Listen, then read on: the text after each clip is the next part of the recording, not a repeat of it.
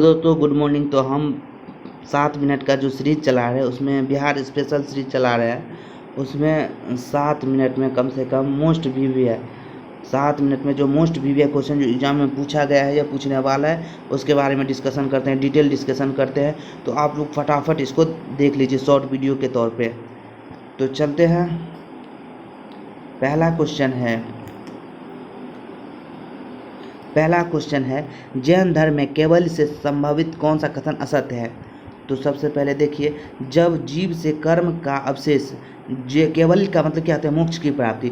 जब जीव से कर्म का अवशेष बिल्कुल समाप्त हो जाता है तब वह मोक्ष की प्राप्ति कर लेता है, सही बात है। जैन धर्म में सिर्फ संघ के सदस्यों के लिए केवल का नियम है। जैन धर्म पुनर्जन्म और कर्मवाद में विश्वास नहीं करता है, गलत बात है।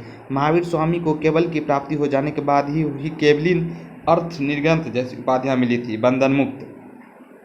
निर्ग्रंथ का मतलब होता है बंधन मुक्ति, केवल का मतलब विजय, मोक्ष की प्राप्ति। दूसरा क्वेश्चन है, निम्न में से कौन सा जैन तीर्थकर नहीं रहे हैं। तो शंभुनाथ, ऋषभदेव, अजितनाथ, पार्श्वनाथ। धर्म के उत्थान के महत्वपूर्ण योगदान तीर्थकर। जैन धर्म के कुल 24 तीर्थकर हुए। पहला तीर्थकर ऋषभदेव, दूसरा तीर्थकर अजितनाथ, 23वां तीर्थकर पार्श्वनाथ, 24वां अंतिम महावीर स्वामी। जन कुंडल ग्राम, वैशाली, मृत्यु पावापुरी, जल मंदिर। गौतम बुद्ध से संबंधित कौन सा कथन सत्य है। इनके घोड़े का नाम कंथक था, गृहत्याग। इसके पहले गुरु अलार कलाम रहे जो सांख्य दर्शन का ज्ञान दिया। गौतम बुद्ध ने 31 वर्ष की तपस्या, गृहत्याग नहीं 29 वर्ष की। और ये शाक्यगण से संबंधित थे जिसके लोग मुनि होते थे, ये शाक्य गुण प्रधान है, शाक्य मुनि। 29 वर्ष। पुत्र राहुल। मोरकालीन चामर ग्राहिणी यक्षी प्राप्त हुई है। यक्षी मतलब होते पूजा। दीदारगंज पटना में चामर। नेक्स्ट क्वेश्चन है, बिहार के किस स्थान से मोरकाल में बने जैन तीर्थकरों की प्रतिमा प्राप्त हुई है। तीर्थकर मतलब होते धर्म के विस्तार में योगदान। जैन धर्म के कुल 24 तीर्थकर हुए थे। पहला ऋषभदेव, दूसरा अजितनाथ, 23वां पार्श्वनाथ, 24वां महावीर स्वामी। लोहानीपुर पटना।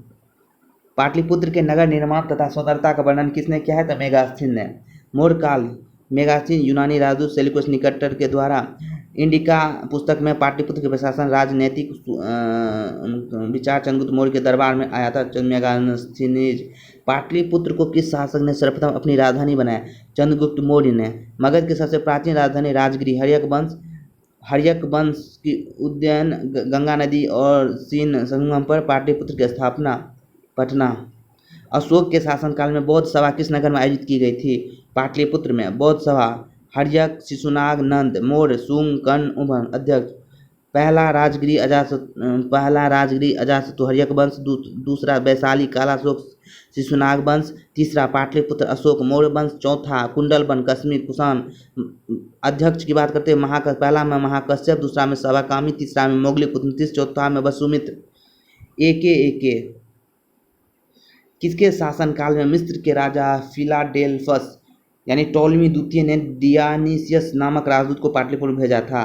तो बिंदुसार। चंद्रगुप्त मौर्य, बिंदुसार, विषय जहर, अमित्रघात, राक्षनाशक। किस विद्वान के अनुसार चंद्रगुप्त मौर्य ने पॉलीब्रोथस यानी पाटलिपुत्रक उपनाम धारण किया था। स्ट्रेबो। यूनानी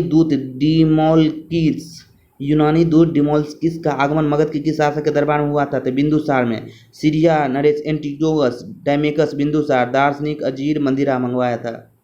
दार्शनिक ने अंजीर और मंदिरा। केवल वो स्तंभ जिसमें अशोक ने स्वयं को मगध का सम्राट बताया था वो है भाब्रू स्तंभ। अशोक का उपनाम देवनाम प्रियदर्शी। 14 शिलालेख, 7 स्तंभ लेख, देवनाम प्रिय या प्रियदर्शी। बराबर की गुफाओं का उपयोग किसने आश्रय गृह के रूप में किया था। आजीविकों ने। अशोक ने बनाया गया बराबर, जहानाबाद और गया कुल 4 गुफाएं। करण, चौपर, लोप ऋषि, सुदामा गुफा, विश्व झोपड़ी, 10 द्वारा निर्मित नागार्जुन गुफा। अशोक की राजधानी कहाँ थी। पाटलिपुत्र। राज्याभिषेक 269 BC, 8वें वर्ष। कलिंग, वर्तमान युद्ध, बौद्ध धर्म, उपगुप्त की शिक्षा, बौद्ध धर्म।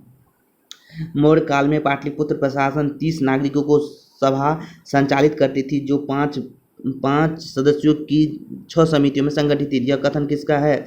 मेगास्थनीज का। इंडिका में वर्णन है। तो चलते हैं हमने पहले ही कहा था 5 मिनट का हम सीरीज निकालते हैं, शॉर्ट वीडियो सीरीज निकालते हैं, और वो वीडियो को आप फटाफट इसको देख लीजिए, डिटेल के साथ अध्ययन करवाते हैं, तो आप वहाँ पे कर सकते हैं।